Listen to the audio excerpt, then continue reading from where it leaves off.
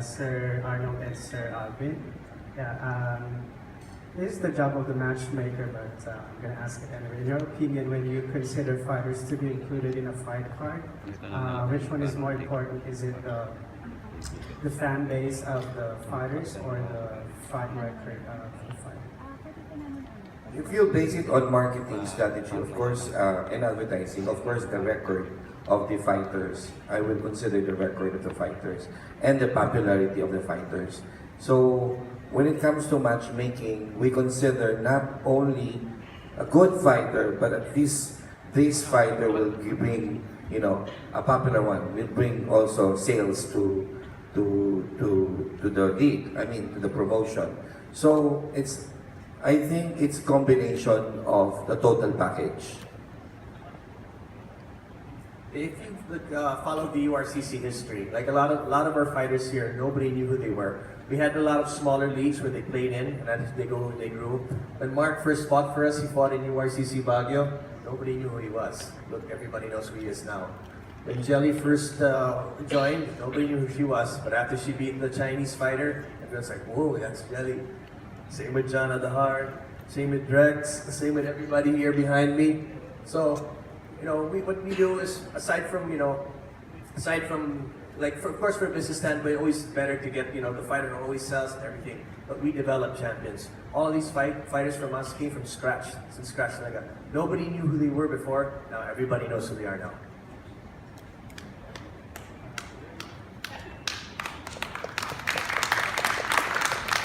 And everybody knows Mark Strigo now. And speaking of Mark Strigo, which one is more exciting? Was it the time when you were challenging for the title, or was it this time it's your first title defense? Both are super exciting in their own ways. I think the last fight I had a real trash talker in Dobio Bliss, so that was really exciting. I never encountered anyone like that in my fight career. But now, there's the responsibility of defending the title. You can't just win the title and then vacate the title. So there's the responsibility of holding the title and defending it. So looking forward to that, and that's super exciting in itself.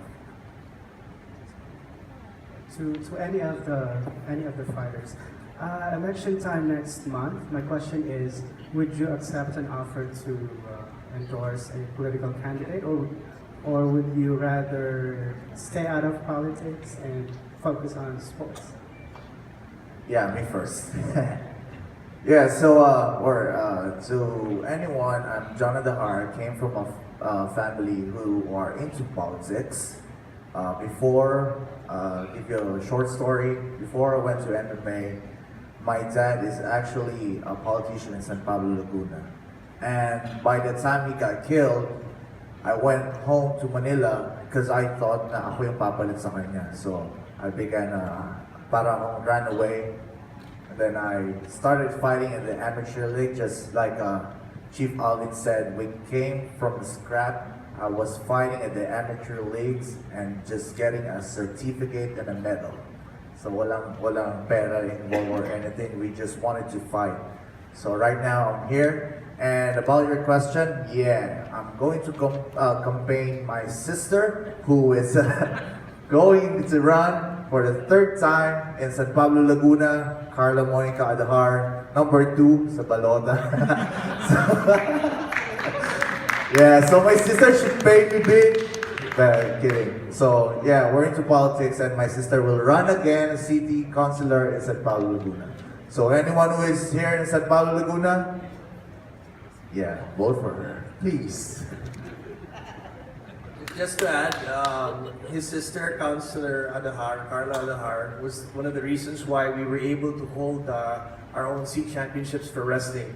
Because we had no venue whatsoever here in the Philippines. Nobody would help us. I said, nobody helped us.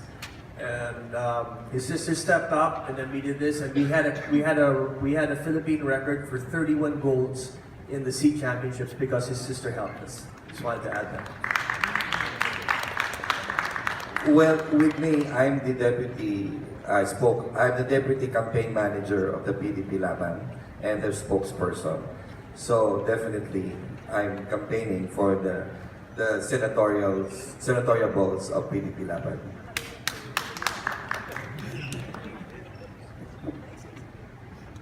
Me?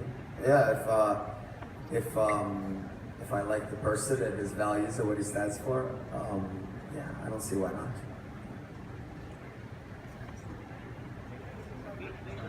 Sino napupusuan? Yan ang bumoto. Just going back now to Alvin, just in case for all the fight fans here who also want to watch this upcoming fight on April 27, can you tell us a bit more about what will be the ticket prices for the upcoming fight? Okay, ticket prices will be 2,500, 1,200, and 800. So we have 3 ticket prices. So when you guys come in, you know, you have beautiful seats, a beautiful place, and we have our cabanas for sale. Also, if you guys just want to hang out with your friends there, this is a beautiful, beautiful place. You guys check it out and you see it, you'll see, wow, why haven't I been there?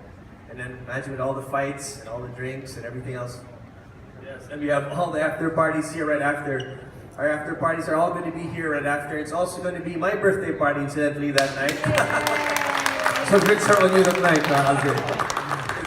Since it's April 27, it's also going to be my 27th birthday party.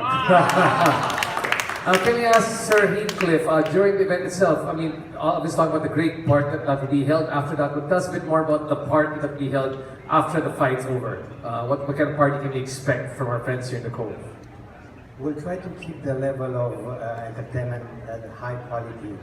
So we are part of our residents, which we have one of the best DJs in Philippines. We are so prepared to bring an international artist. We hopefully will be announced very soon.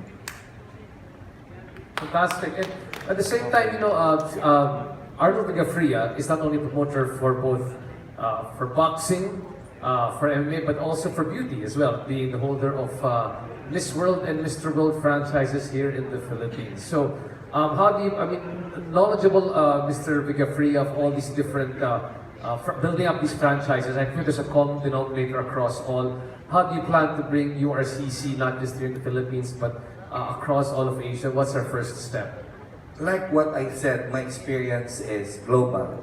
So I'm so proud that we have a Filipino MMA league, that we can bring it to the world.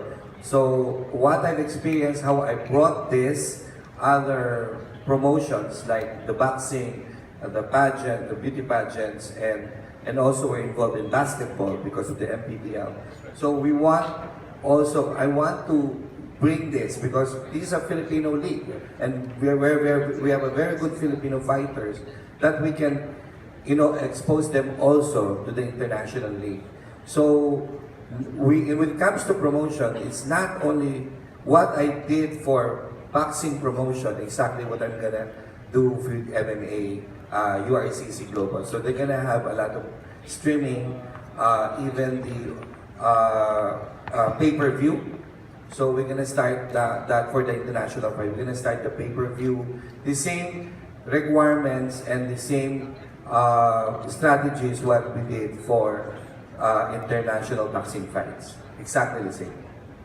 Again, thank you so much, Mr. Arnold Vegafria, for bringing Filipino sports to the rest of the world. Palakpakan po ulit for all the organizers, for all the fighters for this coming URC Global Raw Fury here on April 27 in Okada, Manila. Again, our contenders for URCC Global Raw Fury. May we kindly invite all of our fighters to please join us here in the front.